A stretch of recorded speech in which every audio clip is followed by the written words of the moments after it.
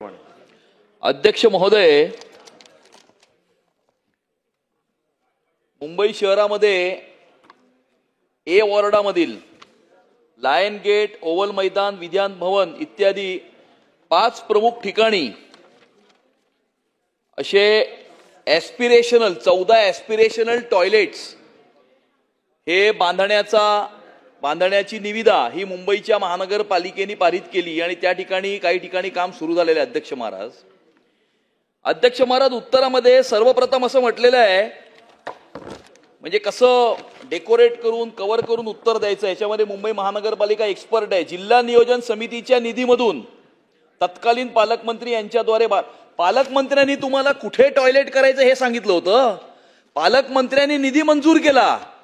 तुम्ही फुटपाथच्या मधोमध तुमची स्वतःची 2016ची पेडेस्ट्रियन फर्स्टची पॉलिसी असताना फुटपाथच्या मधोमध आजूबाजूला हेरिटेज स्ट्रक्चर असताना अशा प्रकारची टॉयलेट नाही, एन्क्रोचमेंट म्हणीनी बीएमसी स्पॉन्सर्ड एन्क्रोचमेंट आहे ही मुंबई महानगर कुणी हे नक्की केलं.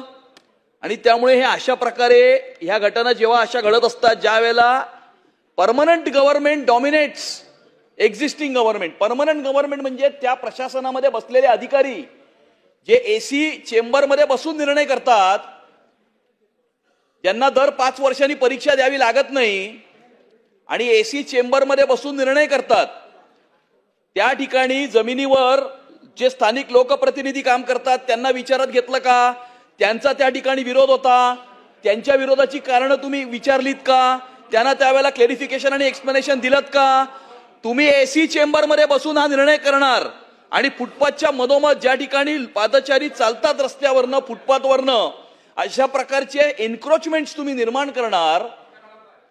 हे कोणाचा निर्णय होता हा? अशा प्रकारे लोकेशन आयडेंटिफाय करून अशा प्रकारचं टेंडर काढायचा कोणाचा निर्णय होता? 2.25 कोटी रुपयाचं टॉयलेट, 2.25 कोटी रुपयाचं असं काय स्पेशल टेक्नॉलॉजी या टॉयलेट्स मध्ये आणली आहे मुंबई महानगरपालिकेने? अध्यक्ष महाराज, हा माझा सवाल आहे. आणि त्यामुळे या निमित्तानं माझे 2 स्पेसिफिक प्रश्न मंत्री महोदयांना आहेत.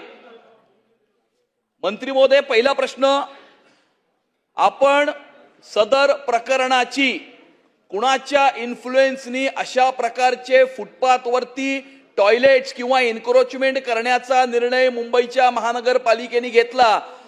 कशासाठी घेतला? कुणाचे वेस्टेड इंटरेस्ट होते याची चौकशी 30 दिवसात करणार का? हा माझा पहिला प्रश्न. दुसरा प्रश्न, तोपर्यंत चौकशीचा निकाल येईपर्यंत ही सगळी कामं थांबवण्याचे आदेश देणार का? हा माझा दुसरा प्रश्न. आणि तिसरा प्रश्न, जर ह्या तुमच्या चौकशीमध्ये याच्यामध्ये वेस्टेड इंटरेस्ट आहेत असं जर निष्पन्न झालं आणि हे काम जर चुकीचं झालं आहे असं जर निष्पन्न झालं तर आपण त्याच्यावरती एमआरटीपीची कारवाई करणार का? हा माझा तिसरा प्रश्न. अध्यक्ष महाराज. सन्मान्य अध्यक्ष महोदय, सन्माननीय सदस्य अमित साटम साहेबांनी आकांक्षी शौचालयाच्या संदर्भामध्ये ही लक्षवेधी या ठिकाणी मांडलेली आहे आणि त्याच्यामध्ये थोडी सुधारणा करतो की त्यांनी सांगितले की 5 ठिकाणी कामं सुरू आहेत, ही 7 ठिकाणी कामं सुरू आहेत. त्याच्यामध्ये लायन गेट ए विभाग, हायकोर्ट समोरील ओव्हल मैदाना शेजारी ए विभाग, फॅशन स्ट्रीट, खाऊ गल्ली, विधान भवन पार्किंग, बाणगंगा डी विभाग आणि रेती बंदर जी उत्तर अशा ठिकाणी ही कामं सुरू आहेत. 2023-26च्या जिल्हा नियोजनाच्या समितीमधनं 12 कोटी रुपयाचा निधी याला दिलेला आहे आणि उर्वरित निधी देण्याच्या देखील त्यावेळी काहीतरी तत्कालीन पालकमंत्र्यांनी सूचना केलेल्या आहेत. सन्मान्य सदस्यांनी या ठिकाणी 2 महत्त्वाचे मुद्दे मांडले की शौचालयाची जी कामं आहेत ते प्रति 1 कोटी 65 लाखाप्रमाणे आहेत, हे देखील वस्तुस्थिती खरी आहे.